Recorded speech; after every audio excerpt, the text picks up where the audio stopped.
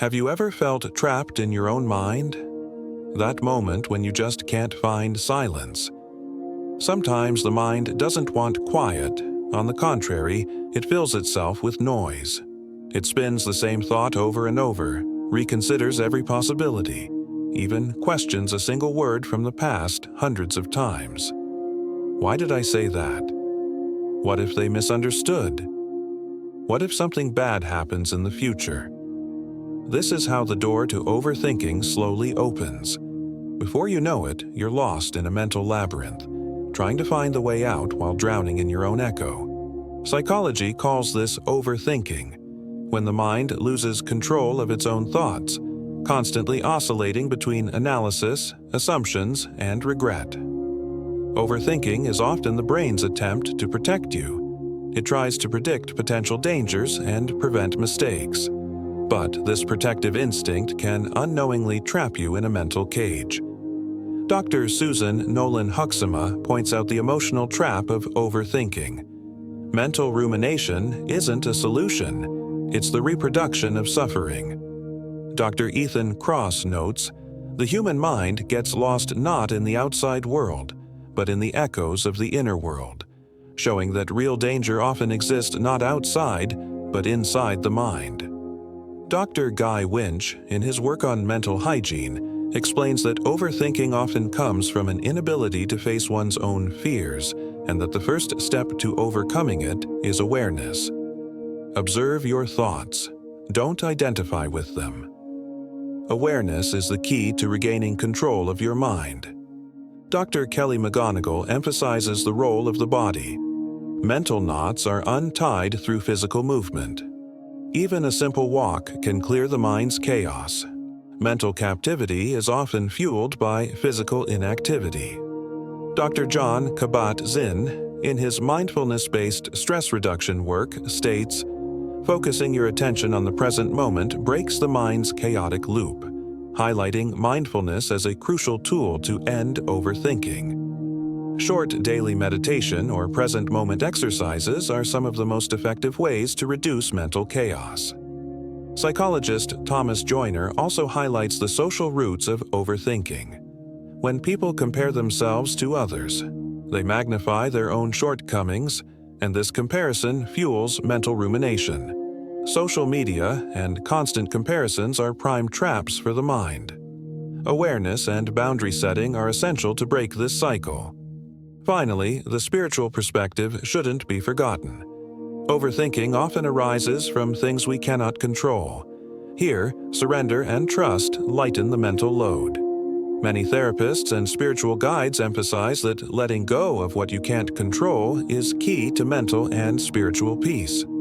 Dr. Tara Brach explains, "Letting go and accepting yourself as you are opens the door to mental freedom, highlighting the power of surrender." In short, 3 powerful approaches help break overthinking: mental awareness, body awareness, and spiritual surrender. When practiced together, they free you from the trap of repetitive thoughts and lead to inner peace. The modern world increases the burden on our minds. Every day is filled with comparisons, perfectionism pressures, and "you must do better" messages. Watching everyone's achievements on social media can make you feel incomplete.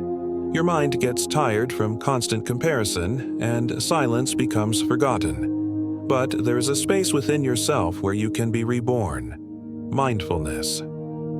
There are 3 essential ways to escape overthinking: mental awareness, body awareness, and spiritual surrender.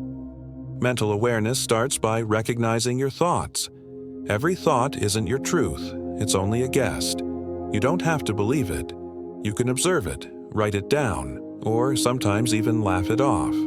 When you realize your brain is trying to protect you through fear, you understand its intention and take back control.